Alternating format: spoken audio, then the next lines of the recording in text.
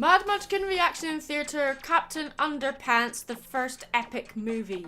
I can't believe I said that title out loud with a straight face. I also can't believe I watched this movie and didn't want to snap the DVD in half. Why? Let's be obvious here, this movie clearly is not for me. If there's one thing I despise when it comes to animated movies, especially those that get theatrical releases and are aimed for children, because animated movies are meant to be for everyone, not just kids, and just because it's a movie for kids doesn't mean that it should dumb itself down. It's that there's this unwritten rule that in order for kids to be distracted for 90 minutes on average, so adults can get time to themselves and not actually connect with their kids by showing them stories that will teach them important life lessons and morals, the movie must be overflowing with lavatory humour. And God forbid, if adults have to watch the movie because they lost a bet or something, it needs to have pop culture references and innuendos that kids would not understand, making the adults think that, hey, this movie gets me. On the surface, Captain Underpants struck me as a soul-crushing slog. The whole idea seems immature, childish, Neanderthalic, disgusting, and stupid. But you know what? Animated movies are not meant to live in a box.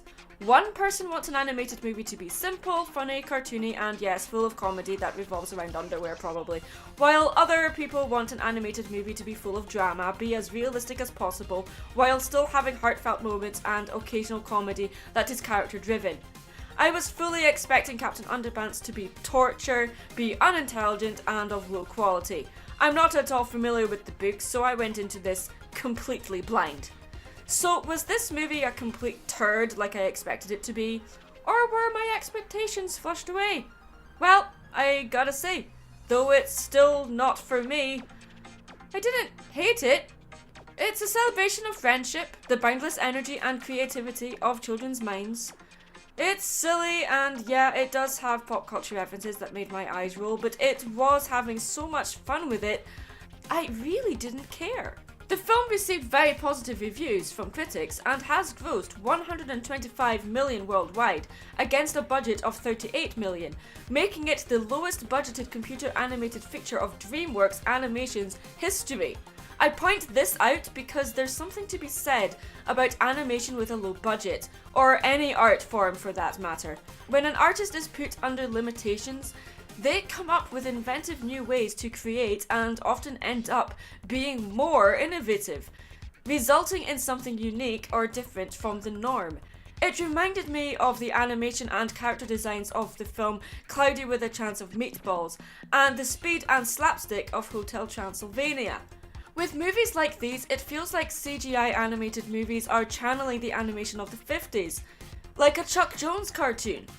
The speed, the expressions, the humour, it just reeks of being a love letter to vintage animation. Similar to the Peanuts movie, I guess. Captain Underpants shows that CGI doesn't have to make things realistic or slow, but as good as the animation is, the story is a little rushed and really jumbled up.